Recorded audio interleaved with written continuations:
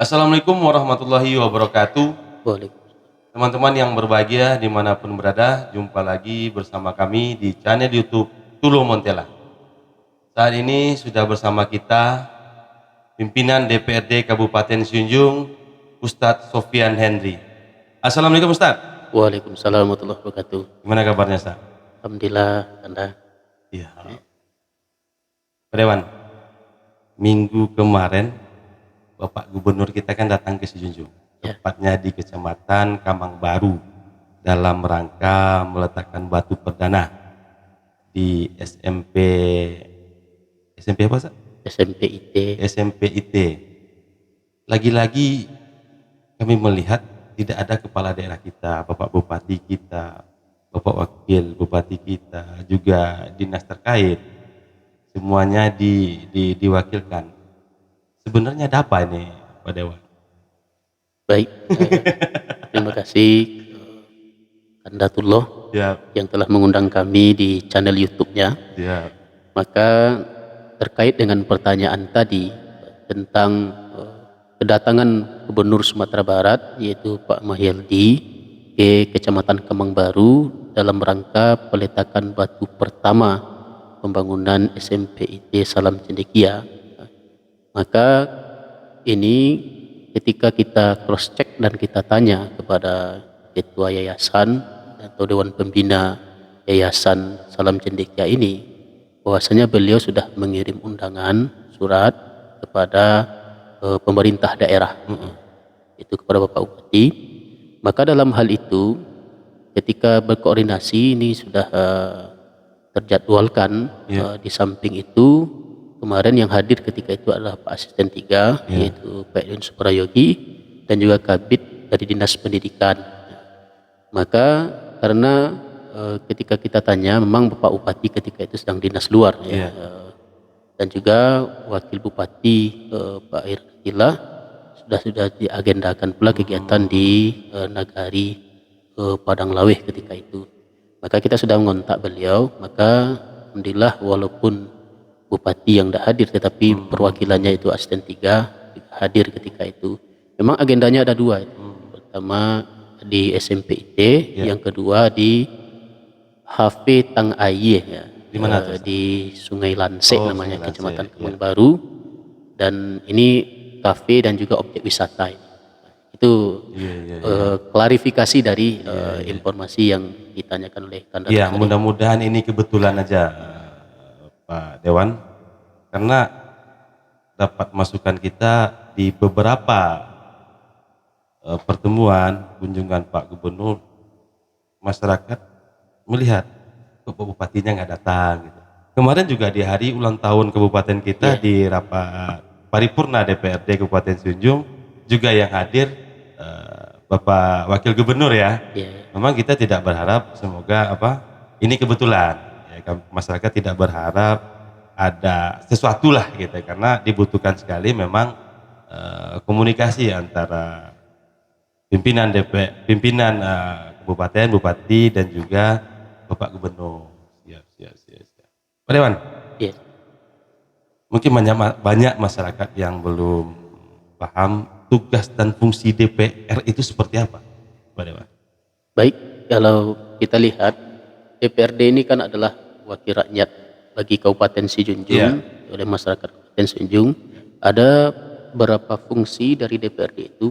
Pertama terkait dalam bidang legislasi, yaitu tentang produk hukum, yaitu salah satunya adalah Perda. Perda ini adalah inisiatif DPRD. Yang kedua adalah tentang budgeting anggaran, yaitu tentang bagaimana mekanisme untuk menganggarkan kegiatan dari baik itu program-program pemerintah daerah Kabupaten Sijunjung yang tertuang dalam APBD kita. Yang ketiga di dalam controlling, yaitu pengawasan dari DPRD tentang baik itu kebijakan kepala daerah dan juga dengan tentang kontrol tentang kegiatan-kegiatan pemerintah daerah dan juga masukan-masukan untuk pemerintah daerah agar berjalan lancar kegiatan-kegiatan dari pemerintah daerah tersebut. Itu di antara dari tugas dan fungsi dari DPRD. Berbicara pengawasan kita Pak Dewan, termasuk juga pengawasan pelayanan publik seperti kantor camat, puskesmas, itu juga salah satu fungsi dan tugas DPR juga ya, Pak Dewan? Iya, jadi kita segala bentuk tindak tanduk yang tertuang dari pemerintah daerah itu yang tertuang dari konstitusi, Ya. maka DPRD berhak untuk mengawasi setiap kegiatan-kegiatan yang tertuang dalam APBD. Termasuk Apakah Pak Dewan kita sering melakukan peninjauan ke lapangan kondisi dan keadaan terhadap layanan publik ini, Pak Dewan? kalau kita di DPRD adalah menerima aspirasi. Ketika aspirasi itu ada kepada DPRD, maka nanti kita akan berikan surat kepada sesuai dengan komisi-komisi masing-masing. Yaitu baik itu komisi 1 itu akan berada pada pelayanan baik itu kesehatan, kesejahteraan masyarakat, itu nanti kepada komisi 1 pendidikan, dan komisi 2 itu tentang masalah ekonomi pembangunan, dan komisi 3 itu tentang baik itu mitra kerjanya adalah Bapeda, Inspektorat, dan BKAD. Jadi ketika aspirasi itu menyangkut kepada 3 komisi itu, nanti kita sebagai pimpinan DPRD meminta kepada komisi 1, komisi 2, komisi 3 untuk menindaklanjuti Sesuai dengan mitranya kerjanya. Nah, itu. Memang beberapa hal sudah kita laksanakan terkait dengan RSUD, maka ada rapat kerja yang dilakukan oleh komisi 1 ketika dia sudah siap terjun ke lapangan, baru dia siap dia panggil mitra kerja itu yang terkait pada itu. Yaitu komisi 2 yang baru-baru ini agak viral lah, sampai kepada media, itu tentang pembangunan, itu Rusunawah kan namanya, atau pembangunan jalan namanya, itu kemarin sudah diturunkan komisi 2 dan sudah diminta klarifikasi tentang bagaimana proses ini terjadi, kok tidak ada yang tahu. Ini ketika itu masuk aspirasi, kita akan respon langsung. Memang masyarakat banyak mengharap, kalau sekarang ini kan banyak cara memberitahukan itu, ada media sosial, ada media. Nah, berharap masyarakat memang semua kegiatan di parlemen itu dipublikasikan lah gitu, biar masyarakat banyak bisa paham dan mengerti. Bang, ini menjadi evaluasi kami juga. Nanti kita akan menindaklanjuti humas kita nanti. Apalagi era digital kan. Betul, harus kita manfaatin Pak Dewan. Iya kan? Kita harus mengikuti zaman lah. Siap. Pak Dewan, terkait 1 tahun kepemimpinan Bapak Bupati dan Bapak Wakil Bupati, Pak Beni dan Pak Adi, menurut Pak Dewan bagaimana menyikapi hal tersebut terkait dengan pembangunan dan layanan publik? Baik, terima kasih. Ini menyangkut tentang pemerintah daerah, yaitu khususnya kepada Bapak Beni Diva Yuswir dan Iradatillah sebagai Bupati dan Wakil Bupati. Karena ini beliau adalah supir dari roda gerbong pemerintah daerah Kabupaten Sijunjung. Terkait dengan 1 tahun kepemimpinan beliau, kita lihat memang ada nampak perubahan secara baik itu bertahap-tahap, karena di 2021 beliau masih menjalankan tentang program-program yang sebelumnya. Pada tahun 2022 ini baru program beliau yang akan beliau jalankan. Tetapi dalam hal ini sifat beliau sebagai kepala daerah ketika dilantik pada tahun 2021 itu, beliau adalah mengkoordinasikan tentang bagaimana baik itu pemerintah pusat, pemerintah Provinsi Sumatera Barat, agar ini tertampung tentang kegiatan. Salah satunya adalah alhamdulillah baru selesai, mungkin agak viral pula ini jalan pembangunan ini ya, sampai ditanam pula padi oleh orang di sana ke sawah kan. Nah, itu daerah Kota 7, Kecamatan Kota 7, dan juga perbatasan antara Moroklaban dan Kupitan itu sampai ke Kupitan Jauh. Nah, itu hanya sifat Beni dan Pak Radi dalam mengkoordinasikan, karena ini sudah terprogramkan. Yang kedua, tentang yang dilakukan oleh beliau adalah yang baru-baru ini tentang SMA, tentang BKK ini, itu SMA, agar SMA ini bisa digratiskan, karena yang SMA itu berada di bawah naungan provinsi, karena kita terikat oleh regulasi yang ada. Tapi cara untuk membantunya itu adalah dengan program BKK yang dibuat oleh bupati dan wakil bupati untuk pemerintah Provinsi Sumatera Barat agar yang SLTA itu bisa terbantu juga oleh pemerintah daerah. Yang ketiga selanjutnya adalah tentang stiper yang di kemarin pas hari jadi kemarin Prof. Ganefri Rektor UNP kan datang ke Kabupaten Sijunjung, yaitu serah terima bagaimana stiper ini bisa jadi UNP. Agar apa? Agar kita secara pembangunan SDM kita bisa terpenuhi dan lancar nantinya. Itu yang, dan selanjutnya yang dikoordinasikan adalah tentang rumah sakit Pratama yang angkanya cukup luar biasa juga, yaitu 70 M berada di Kecamatan Kemang Baru, tempatnya di Batang Kariang. Mudah-mudahan ini juga terlaksana dengan baik. Dan juga yang pernah kita lihat, alhamdulillah karena kegiatan beliau semuanya sudah terekspos oleh media-media, jadi masyarakat bisa nampak juga di mana kegiatan-kegiatannya. Salah satunya pernah sidak di RSUD karena banyak laporan-laporan di rumah sakit oleh kepada bupati dan wakil bupati, sidak beliau malam. Untuk apa? Memang untuk pelayanan publik. Memang proses dan tahap 1 tahun itu memang paling banyak difokuskan oleh beliau adalah pelayanan publik. Karena itu yang bisa dibuat dengan kondisi COVID pada hari ini. Nah, itu memang ini menjadi tugas kita bersama terkait pelayanan publik ini, dan masyarakat pun terhadap masalah pelayanan publik ini, Pak Dewan, masyarakat pun boleh nggak itu melaporkan ke Pak Dewan? Boleh ya? Boleh. Kita kan kemarin untuk melaporkan ada di baliho-baliho itu ada kan SMS center yang dibuat oleh pemerintah daerah, yaitu Kominfo ya, di baliho-baliho yang pemerintah daerah. Dan juga bisa pula lewat DPRD karena DPRD adalah wakil rakyat. Kembali lagi kita ke parlemen Pak Dewan. Sebagai pimpinan DPRD Kabupaten Sijunjung, bagaimana menyatukan warna atau partai politik yang ada di DPRD ini demi masyarakat dan demi menjaga nama kelembagaan? Jadi di DPRD kita ada 9 fraksi dan 3 komisi dan sebanyak 30 anggota DPRD. Dia berada di bawah naungan parpol masing-masing. Memang di samping itu dengan perbedaan ADRT itu ada pula ada memang tugas dari partai, ada pula dengan tugas sebagai aspirasi masyarakat yang dia bawa kepada lembaga DPRD, tetapi menyatukan kawan-kawan di dewan itu adalah salah satunya adalah kepentingan bersama. Kalau itu adalah kepentingan bersama, maka beliau akan sepakat. Salah satunya adalah tentang BKK tadi, tentang itu kan sama semuanya. Karena yang sekolah itu anak cucu keponakannya. Yang kedua tentang bagaimana pembangunan stiper jadi UNP. Itu kan kepentingan bersama juga. Nah, jadi hal-hal yang kita ketika ingin menyatukan itu kita akan bawa presentasikan untuk kepentingan bersama. Tapi kalau persoalan kepentingan pribadi kan berbeda-beda pula nanti. Tapi ketika itu adalah untuk menunjukkan kepentingan bersama, kawan-kawan itu bisa bersatu. Apalagi kita akan selalu berkoordinasi dengan fraksi-fraksi beliau. Karena fraksi itu kan tidak lepas pula dari naungan parpol.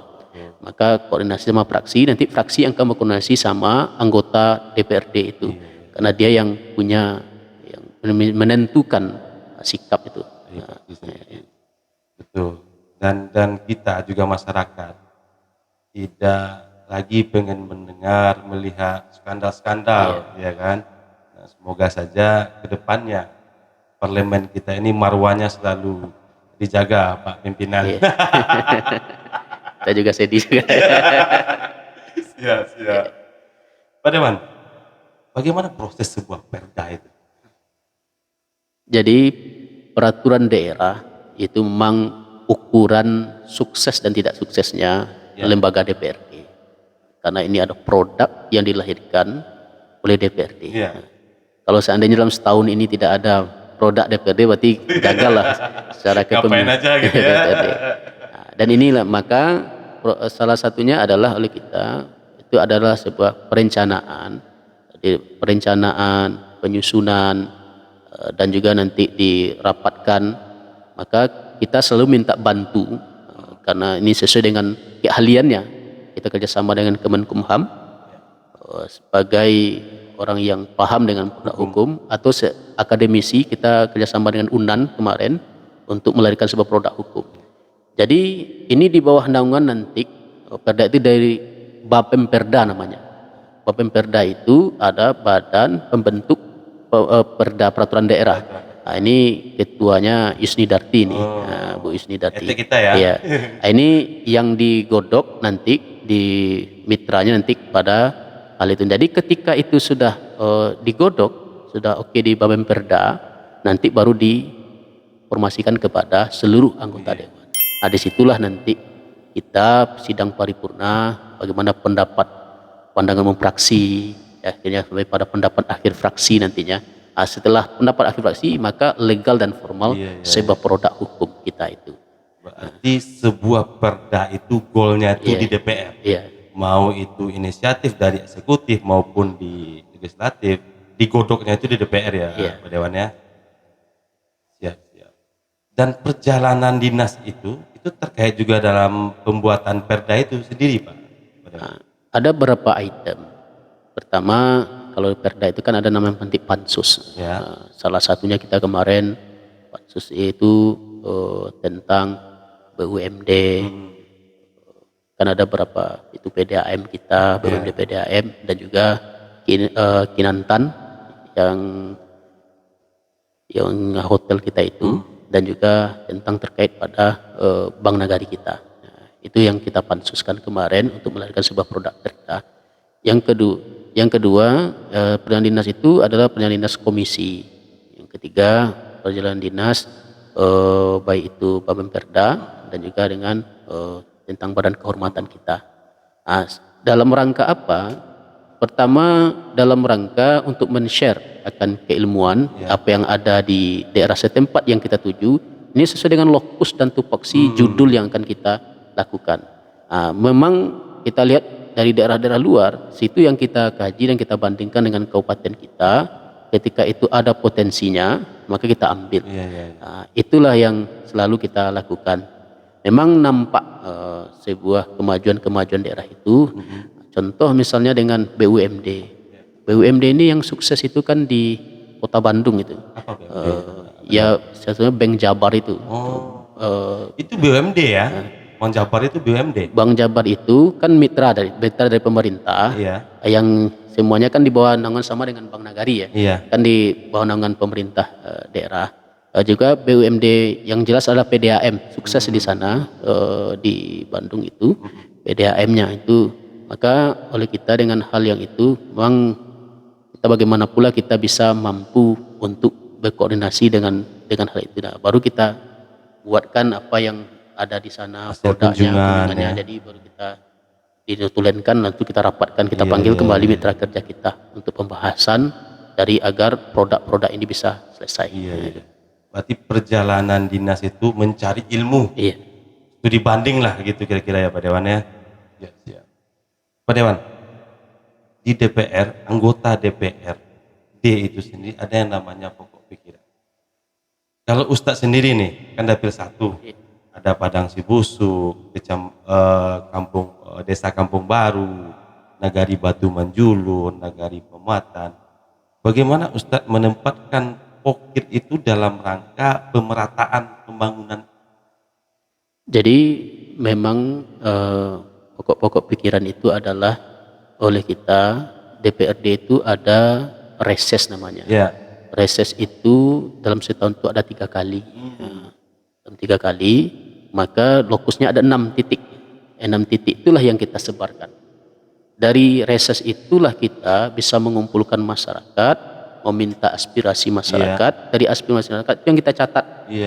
Kita catat, sudah selesai 6 lokus itu, nanti baru kita buatkan sidang paripurnanya, disampaikan di sidang paripurna bahwasanya aspirasi masyarakat itu, lalu setelah itu sidang paripurnakan, kita masukkan kepada perencanaan yaitu RKPD di Bapeda, nanti di input dan dicatat oleh Bapeda jadi bahan sebuah RKPD.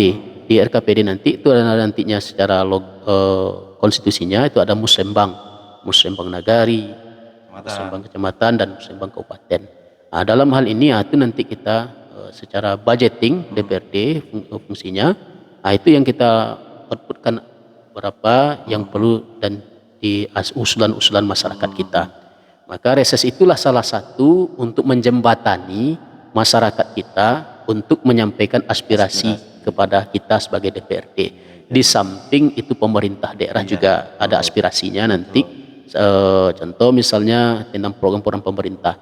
Jadi hasil dari sebuah RKPD itu adalah masukan dari DPRD itu lewat reses aspirasi masyarakat, dan juga RKPD itu ada dari perencanaan dari kepala daerah, yaitu yang teknisnya adalah OPD-OPD terkait.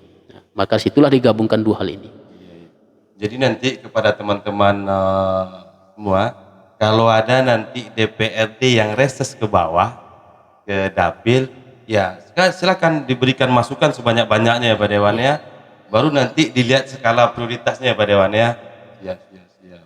Kalau biasanya kan Pak Dewan turun turun reses ini kan masyarakat itu kan menganggap udah biarin aja. Tapi kalau kampanye masyarakat banyak yang datang itu Pak Dewan. Iya, beralih cerita kita Pak Dewan. Pak Dewan sebagai kader dari PKS, biasanya kan di PKS itu terkait periode di kabupaten kota itu biasanya kan hanya 2 periode, dan periode berikutnya biasanya disuruh ke yang lebih tinggi gitu ya kan. Kalau Ustaz Supendi sendiri gimana?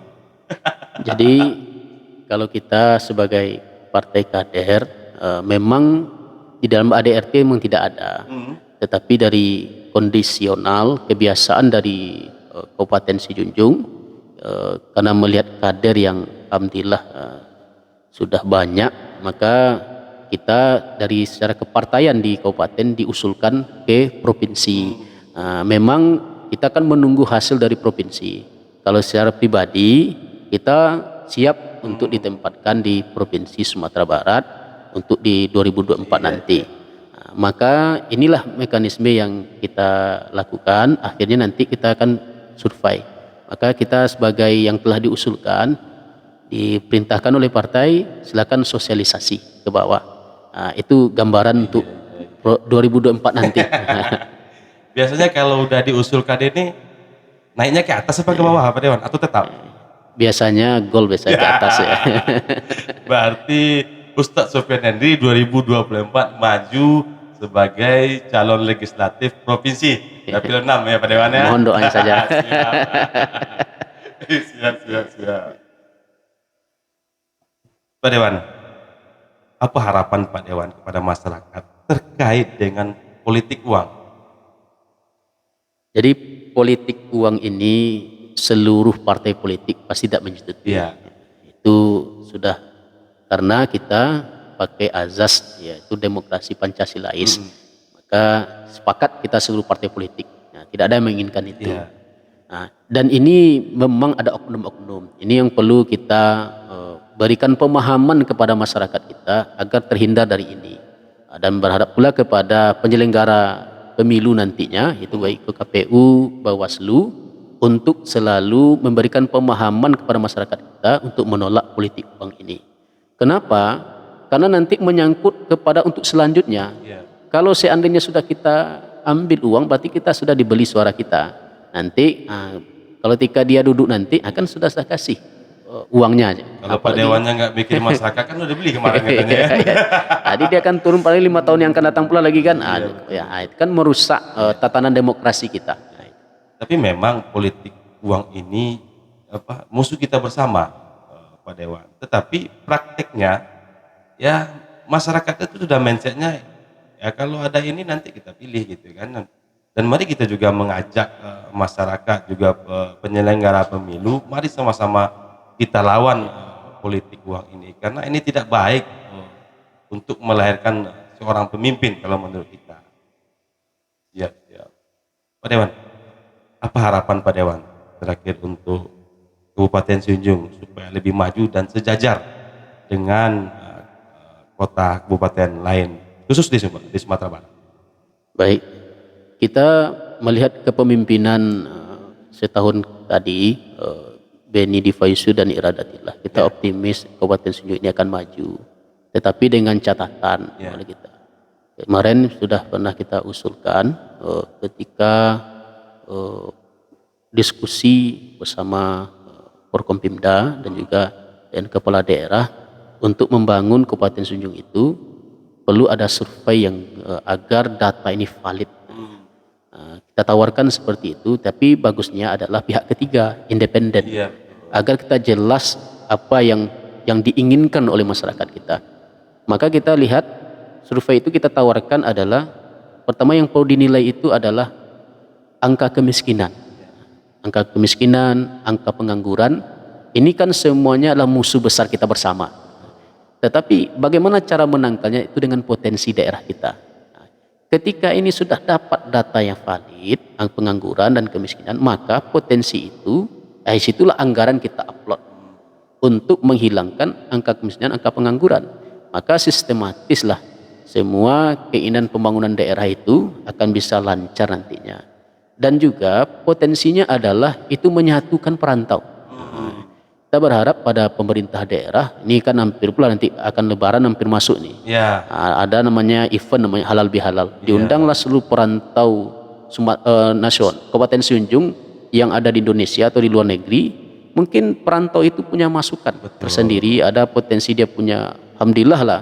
Umumnya orang-orang Minang ini yang merantau ini dia sukses di kampung orang. Dia butuh masukan pula kepada pemerintah daerah.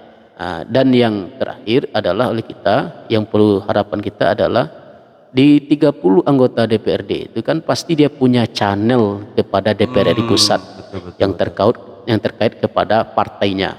Salah satunya yaitu dari Nasdem Bu Lisda Joni, yang kedua dari Gerindra Andre Rosiade, dari PKS Hermanto, dari PAN Atari kan, dan juga Darul Siska dari Golkar. Dan banyak lagi yang partai lain yang DPR RI-nya ada. Kalau seandainya ini dikolaborasikan dari pokok-pokok pikiran beliau, akan cepat nanti pesatnya pembangunan Kabupaten Sunjung ini tergantung kepada kepiawaian kepala daerah. Kalau itu bisa dikoordinasikan dan dikolaborasikan dengan DPR RI kita. Karena melihat situasi COVID pandemi ini, anggaran kita sangat miris sekali. Maka itu harapan kita. Kalau itu dijalankan, saya yakin dan percaya 2024 ini akan terpilih kembali nih kepala daerahnya nanti ini. Tapi kan 2024 ini kan belum jelas Pak Dewan. Ada isu-isu juga nanti kan perpanjangan masa jabatan. Nah, kita tunggu dulu golnya seperti apa gitu ya kan. Kita kalau kami berharap 2024 itu tidak ada lagi perpanjangan mulai dari pusat, wilayah, kabupaten, kota. Kita jalan sesuai konstitusi kita. Kita adakan pemilu serentak di 2024. Ustaz, terima kasih banyak sudah hadir di channel YouTube Tulo Montela. Semoga pencerahan tadi memberikan edukasi kepada kita semua, terutama masyarakat Kabupaten Sunjung. Terima kasih yang tidak terhingga Pak Dewan. Assalamualaikum warahmatullahi wabarakatuh. Waalaikumsalam warahmatullahi wabarakatuh.